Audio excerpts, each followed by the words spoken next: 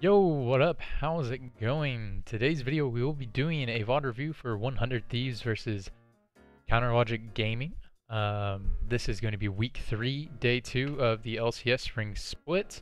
This is the first NA VOD review I've done in quite some time, so this is exciting.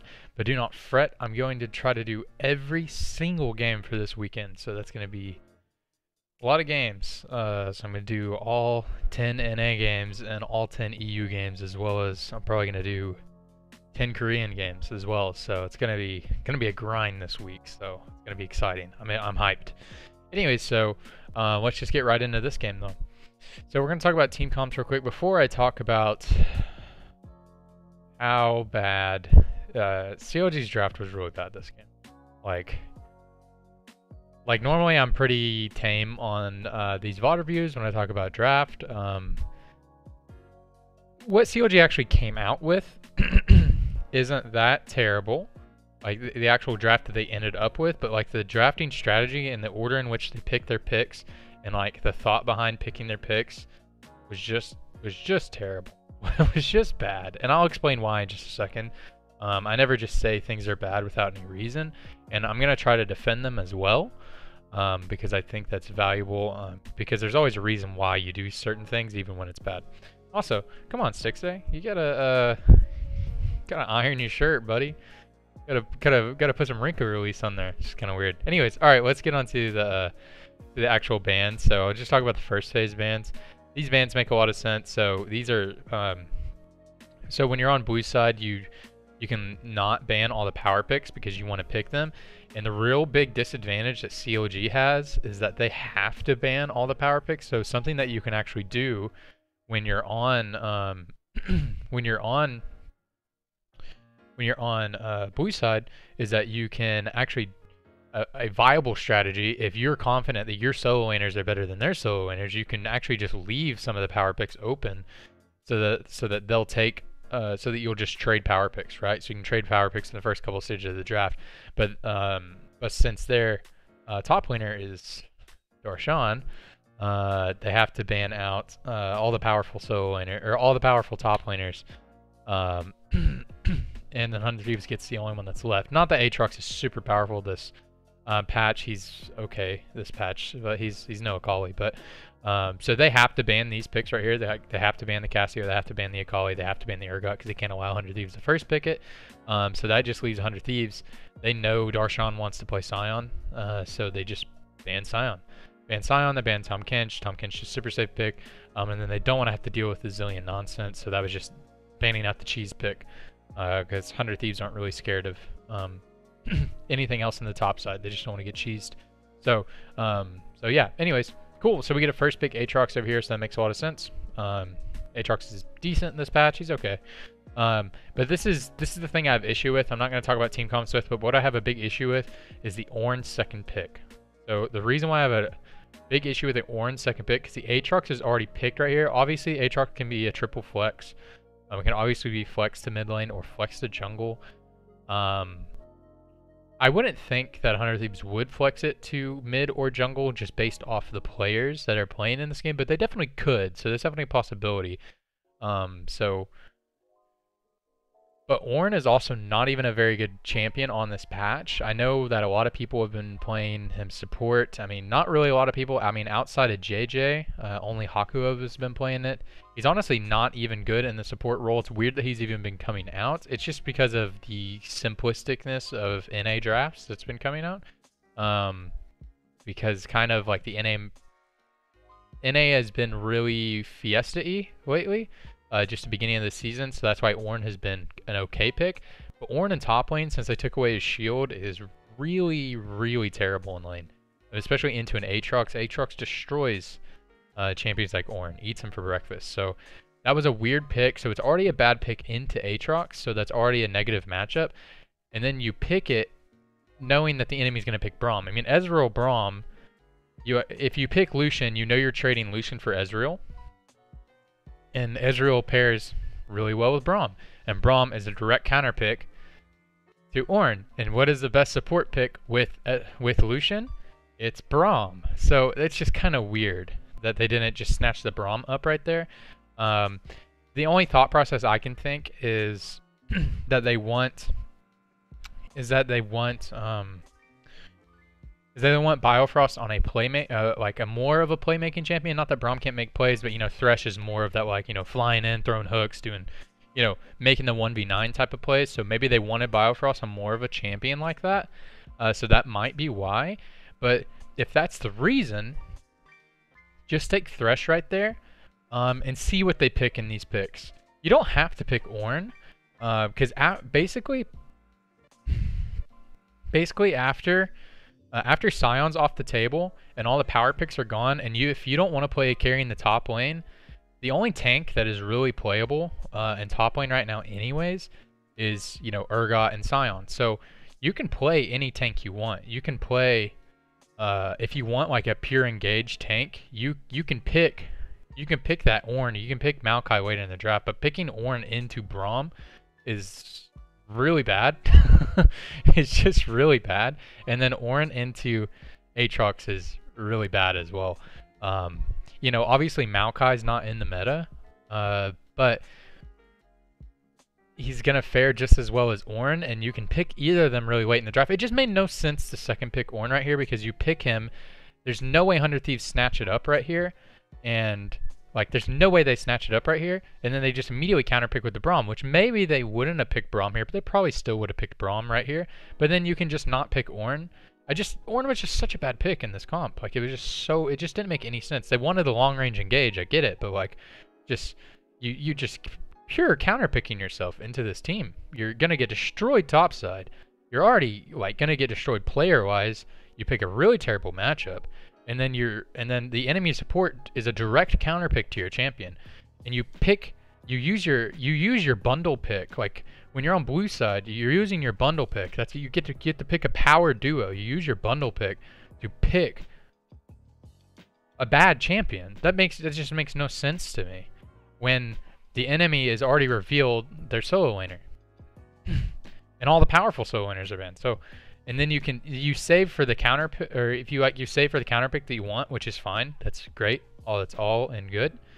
But it just take Braum there. And if you don't want Braum, just take Thresh there and see what they pick, and then kind of decide what you want later. Take Maokai. You know, just take Maokai later. If you're dedicated to like Darshan, we cannot have Darshan on a carry. We want him on a tank in this game. And the enemy picks Braum and Aatrox. Just play a different tank. Ornn is not meta. Like, let me be very clear. Ornn is not meta in the top lane. Like, I don't know what they're seeing in scrims. That champion is trash. Like, that champion is so bad in lane. And the only benefit is, yeah, he scales decently to the late game. You get the Ornn upgrades. You get the long range engage. But that, you know, that's just # tank things. But you're just purely sacking that side of the map. And then you're directly getting your engages counterpick. So your champion's already not doing what it's going to do, and you're just gonna have a big pit in that side of the map because you're picking this champion with your second pick. It just blew my mind when I saw the Ornn pick. Okay, anyways, I'm not gonna harp on CLG that hard.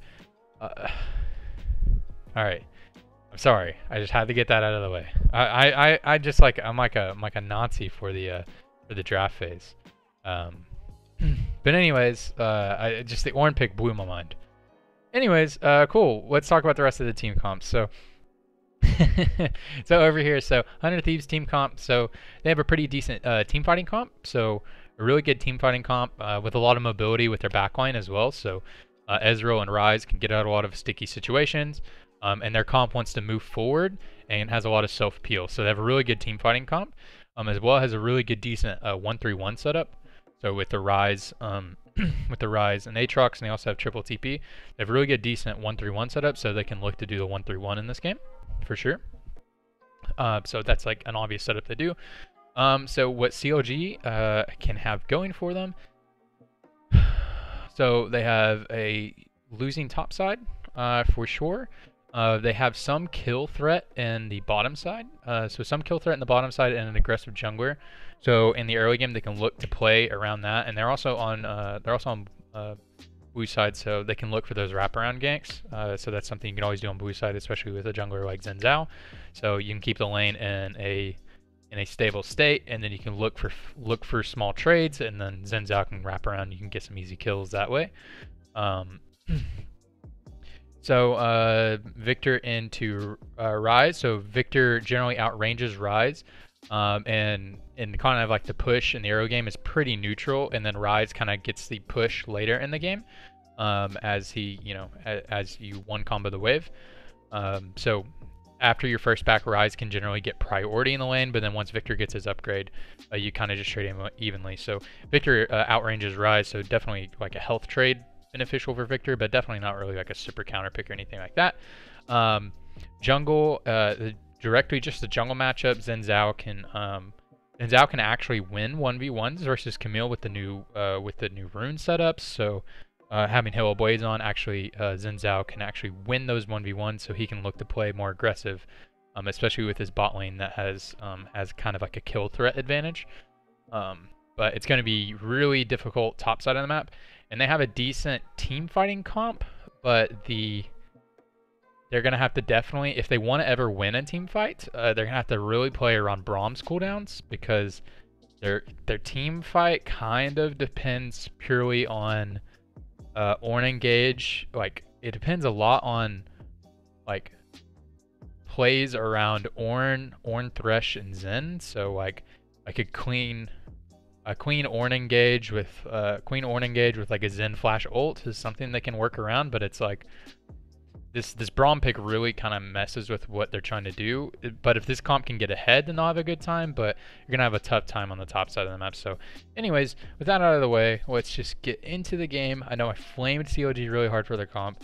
Let's just see how it goes. I mean, I've obviously already seen the game, and if you're watching this, you've probably already seen the game. I don't think people typically come to VOD reviews if they haven't seen the game. Oh yeah, there was a freaking kill at level 1. Yeah, so here's a tip. Nobody beats Braum level 1. I'm gonna move my camera. Oh man. Here's a tip and a spear behind it. Okay. Yeah, here's a quick tip. Yeah, nobody beats Braum level 1. Braum level 1 is insane. Just his passive is too good.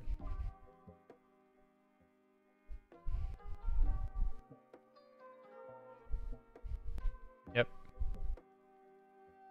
Yep. I mean, I guess they just thought there's nobody in that bush, but okay. I mean, why else would he be walking up throwing up Qs if he didn't have friends behind him? I mean, Braum wants to look for level 1 fights, so if like it's not like Aphro's just gonna walk up and int into you. So if he's walking up throwing Qs at you, it's because he wants you to fight him. That was like a mental game. So jungle pathing. I just want to talk about jungle pathing real quick. So Zen went red bottom scuttle. So that's a little interesting. Camille is doing the solo camp, so just buff scuttle. So that's pretty normal. Okay, yeah, so Zen just gonna clear his bottom side. He might be clearing his bottom side so that he can actually get rubber banded camps for let's see. I want to say he's gonna clear his bottom side and then get vision control around Camille's bottom side, so then when he resets, he can come back bottom side for a gank, and his camps will have rubber banded. You don't know what rubber banded means? It just means when they respawn. Yeah, he's looking for a fight. Just means when they respawn and they have extra XP. Yeah, so Wiggily could have. Yeah, he actually wanted to look for a fight on Camille because he can win that level 2. Now he can look for clearing his bottom side. Actually reset, look for a gank bottom, and then his camps will be back up. Or he can just path back up top, reset, and then look for a gank bottom, because he definitely wants to play around bottom because his top side is miserable. So Darshan goes for a trade that you can't possibly ever win because you're Ornn versus Aatrox. So he loses his flash there, so that feels bad.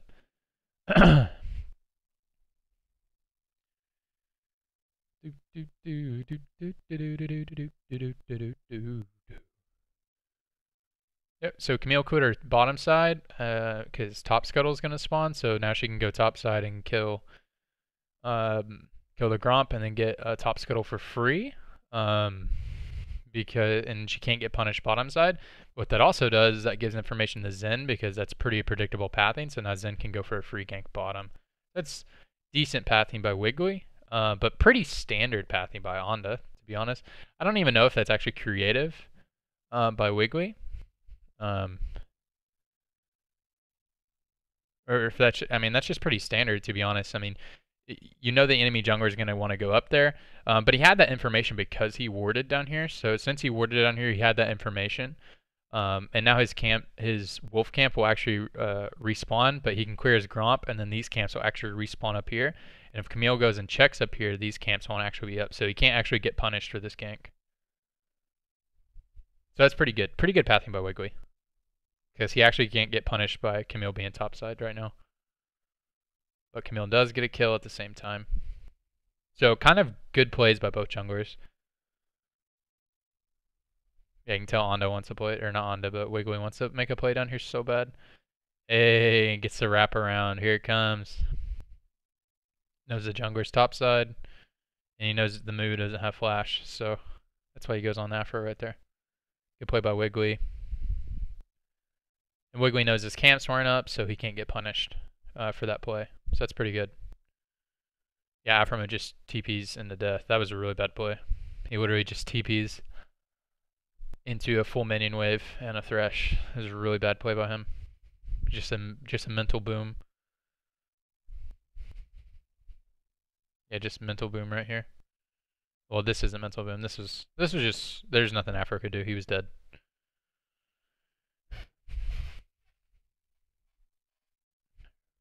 Pretty good play by Wiggily this game, actually. Now that I'm watching this for a second time, it's pretty good play by Wiggily.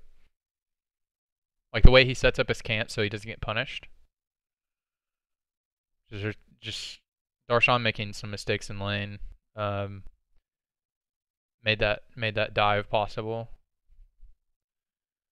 I mean, they drafted to have their top side like sacked, but then Darshan also made a mistake in lane, so.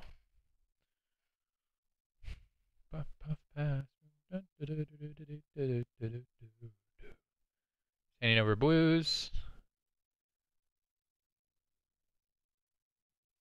Yep, they see Camille on top side, so they're threatening Infernal. Yep. A good play by Darshan there. So he saw that Camille was coming up on him, so he just ults the wave to ensure that he doesn't get dive because his team's getting Infernal. So decent play. So good team call right there.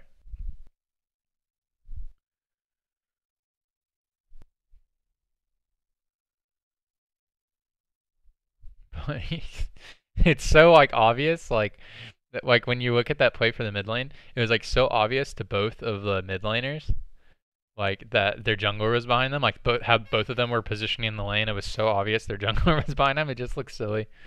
Yeah, so they come down and look for the dive right here. So the reason why they can't do the dive is because Aphro gets level 6 right here. So had Aphro not been level 5, or had it been level 5, they would have went for this dive. So this looked really silly whenever they were looking at this, and they waste a bunch of time, but they couldn't go for this because Aphro got level 6 off of minion dematerializer.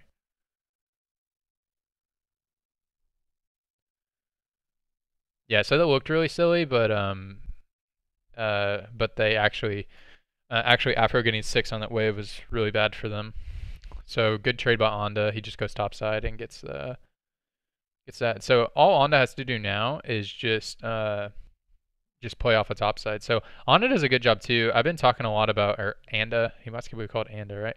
I've been talking a lot about Wiggily, but the junglers this game are doing something called splitting the map. So they're just splitting around their strong side, and 100 Thieves strong side is just stronger than CLG's strong side. So they're just blowing open the game through 100 Thieves strong side. Now that game is in a really tenuous situation for a CLG, just because Ssumday is so powerful right now.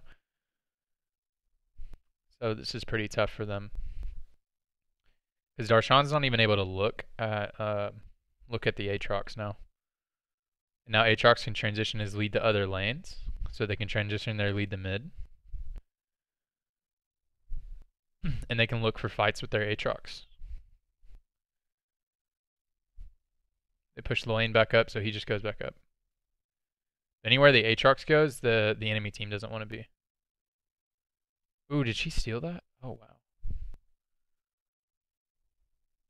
So if the Aatrox just pushes up and the Ryze and Camille kind of hovers, then he can push forever if they want to play that route. But they really want to break that mid tower and break bottom tower as well. But the 100 Thieves, currently their bottom lane is really weak at the moment, just with their item timings. Yeah, so they really want to break that mid lane. There's a Mountain Drake coming up soon. So they want to push up mid and then move towards bottom and get a good Drake set up. I think they actually look for a fight here. Yeah, they look for a fight with their Realm Warp. Ooh, Stixxay gets over the wall. No, 100 Thieves, run away. And that's what Braum does to an Ornn. Makes your champion useless.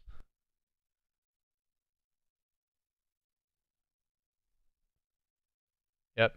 That's what triple TP does, boy. Quadruple TP, because I got Spellbook. Yeah, so a TP advantage, I just recall and TP.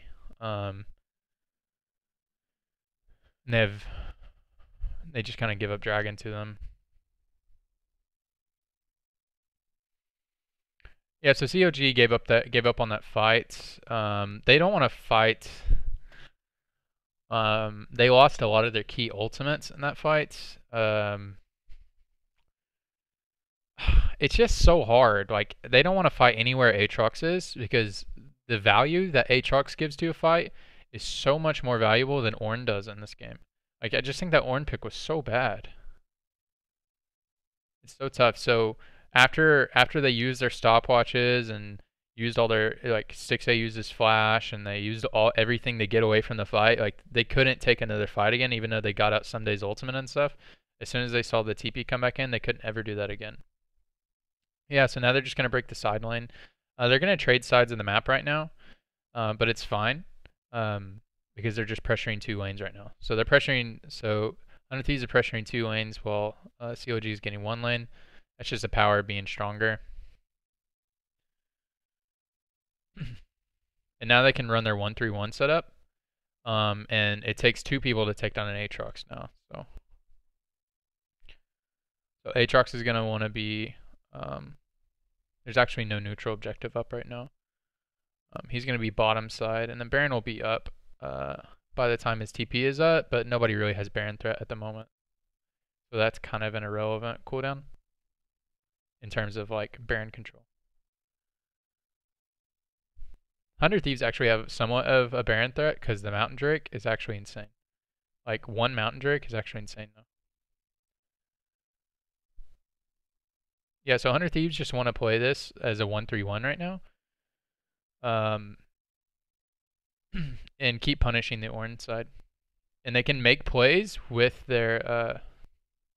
yeah, so they don't want to make this play, right? So they want to make plays with their Aatrox, not away from their Aatrox. So they can play this a couple different ways. So they can set up a 1-3-1 and then have Camille move over and shadow the Aatrox, so the Aatrox can basically take towers in the Ornn's face, or literally just poke Ornn down and then kill him under tower. And then, like, shadow him from engages, and then the Ryze can TP into fights, right? So they have a really good, like, collapse on everybody. So that's a way they can play it. So they can play, like, to support the Aatrox in the split. So that's a decent way they can play that. Or what they can do is have the Aatrox push up, push up, and then TP flank, or wrap around the enemy team when they're looking for fights. But they really need to break mid. Once they break mid, this game will open up a lot more for 100 Thieves.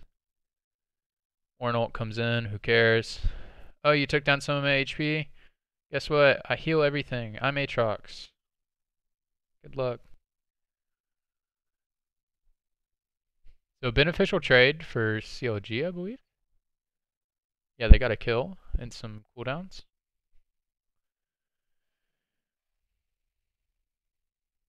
The Aatrox gets to push on bottom side, so now they have control over Drake, so they can just transition over the Drake if they'd like. They'll actually still have to get push on mid because Aatrox recalled, but he had good... he needed to get an item. Yep, they just move over there. And the Aatrox is going to go back to pushing. Oh, with the dragon kind of reset. That was weird.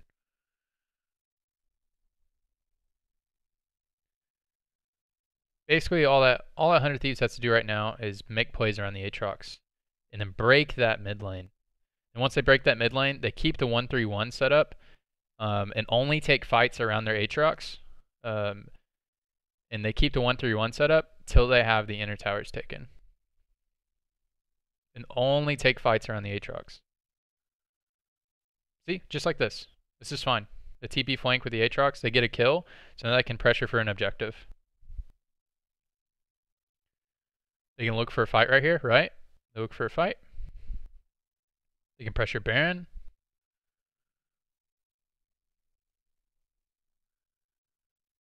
And they get Baron. Nice. Good job. Yeah, so just make plays with your Aatrox.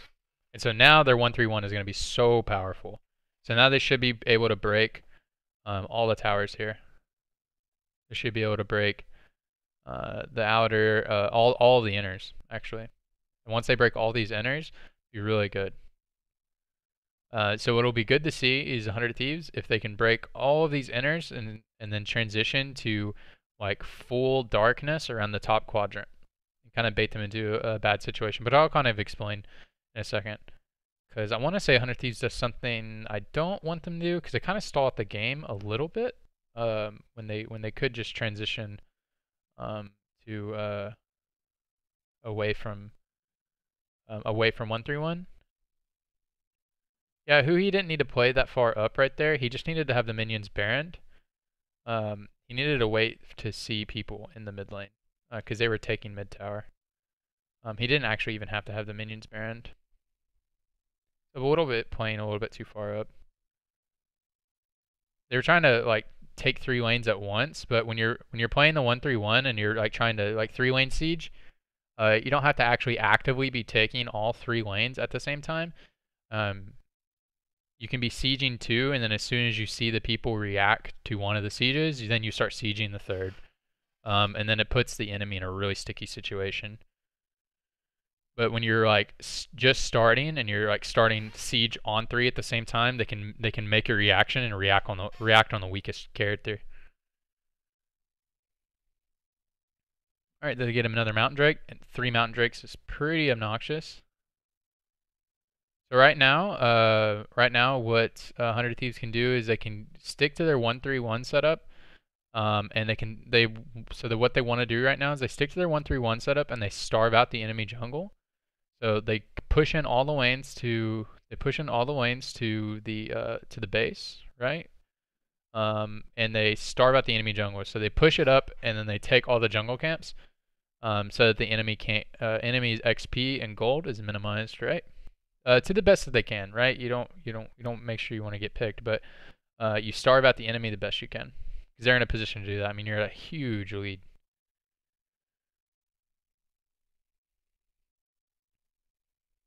When does next Baron come up? Next Baron comes in 50 seconds. They can do that for just a minute. So they can keep starving them out for just a minute, but what they want to transition their lead to be doing is they can actually just, instead of their 1-3-1 setup, so 1-3-1 is pretty decent, but what they can actually just transition their lead to, they're so far ahead that they can actually transition to just having Aatrox in the side lane, or, like, Ryze has the best like side lane setup for reacting to plays, but he also is not the strongest member on your team.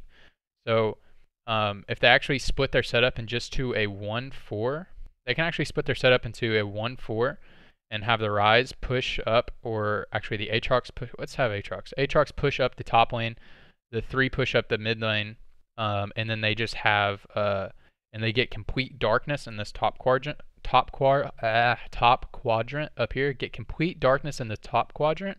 One of 2 things will happen. CLG will have to forced to either face check the jungle and take a bad fight and die, right? Or they don't face check the jungle, and look who has 3 mountains. You actually don't even need to push this lane anymore.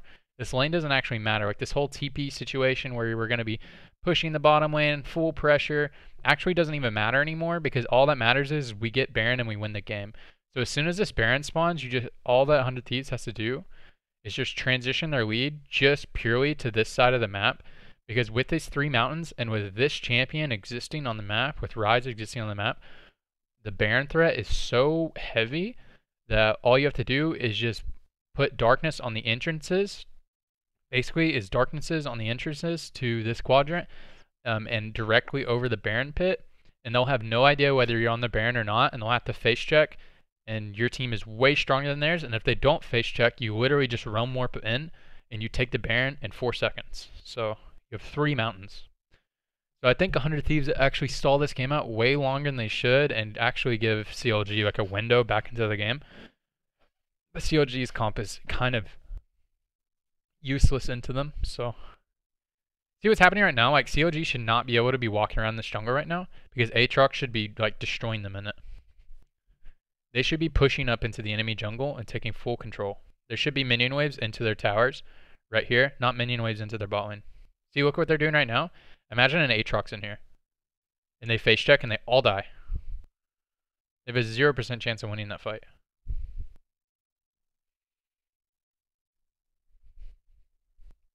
Like at this stage in the game, CLG has a 0% chance of winning a fight. Like a full 5v5, right? All Braum has to do is block the Ornn ultimate and they lose.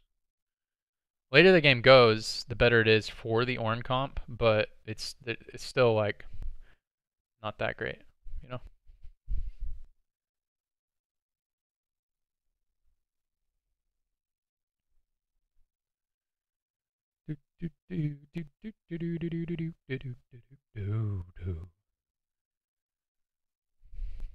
I do like the 1-3-1. Like I do really like seeing 100 Thieves run their 1-3-1 setup though, rather than running like the NA ARM that everybody does, where they just 5-man mid all game. So that's happy to see. 100 Thieves was doing this a lot last year. They run a lot of 1-3-1. They were doing a lot with like Ryu playing Ryze and stuff like that. So that's really good to see. But they could have transitioned out of the 1-3-1 like so much earlier. I think like they shouldn't be 1-3-1ing right now. I don't think. Like they should just be pressuring into the enemy jungle and topside. Like why is their Ryze dying right now? You know what I mean? Like why is like how come CLG owns a part of the map? Like how come CLG owns the part of the map that you want to own? How come you own the part of the map that's useless? You know what I mean? Like you have all the map pressure in the world and you own the part of the map that's useless. That's the only problem I have with this game with 100 Thieves. Is that they own the part of the map that's useless. That's what they spend their time on. And so yeah, like they open a window for CLG to get back into the game, because there's not a world in which 100 Thieves takes the base without Baron. So this was a really good call, because I see Zhao recalled. And this is what you could have been doing the whole time, right? But imagine this. But instead of like you're running from like people killing you, imagine this with like the enemy, you killing the enemy in the jungle and you getting this for free, or the enemy clearing waves and you just ulted over the wall, you know. But instead it's like a really chaotic fight that honestly could have went any way, you know. Like this fight was actually a lot closer than it could have been. And it played pretty good in this fight. Him killing Stixxay was really clutch.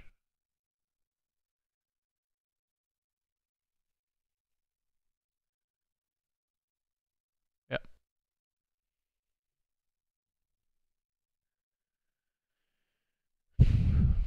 So pretty clean game by 100 Thieves, but I just macro decisions could have been better later in the game, I think. Obviously I'm being very critical. Right? I'm being very critical of 100 Thieves. It's not because I don't like 100 Thieves or anything like that. It's just I'm being critical. You know, that's my job, is to be critical. If you want to be one of the best teams in the world, you gotta be very critical. And that's the aspirations of, you know, a lot of NA teams. You know, a lot of teams like 100 Thieves, Team Liquid, Cloud9, TSM, teams like that, they want to be teams like Griffin. They want to be teams like SKT. They want to be teams like IG. They want to be teams like RNG. You know, you can't be teams like that if you're not really, really critical. So 1-3-1 was great. It was awesome. But the way they executed the 1-3-1 later in the game, I think they could be punished by a lot of better teams and teams with better comps. I think CLG's comp was so bad, like just so bad into 100 Thieves comp, you know. But this game's basically over now, you know. I mean, it's just a free Drake, and then they can honestly probably just like 5-man mid and win the game now. But they can just go bottom's free win, you know. You just go bottom free win. They literally have 3 mountains with an Elder Drake, you know. So free win. Yeah. So I know I'm being hypercritical of 100 Thieves right now, but you know, if you wanna compete with the best, you gotta be really critical. I think the late game macro could have been cleaner. IMO. Some people will disagree with me, but hey, that's all right. Ooh.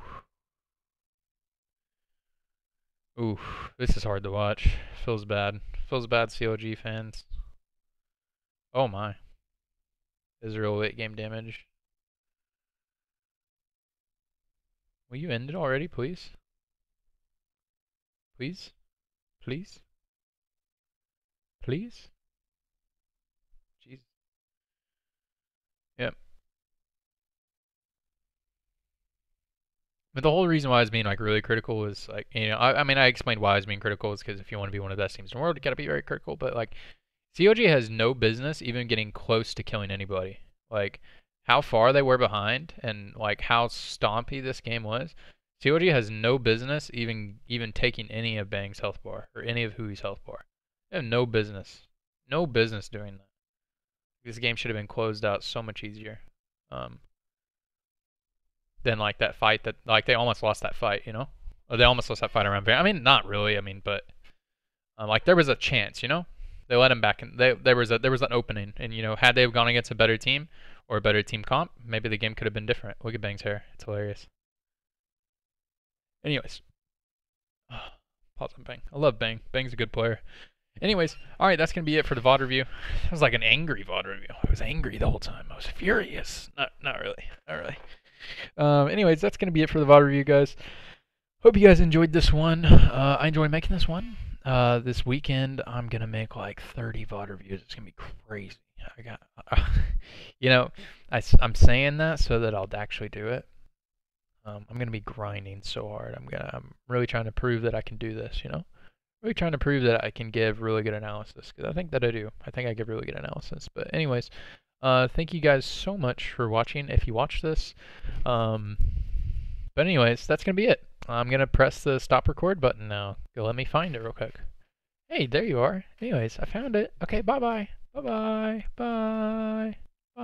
See you guys next time. Bye. I'm gonna stop doing that. Bye.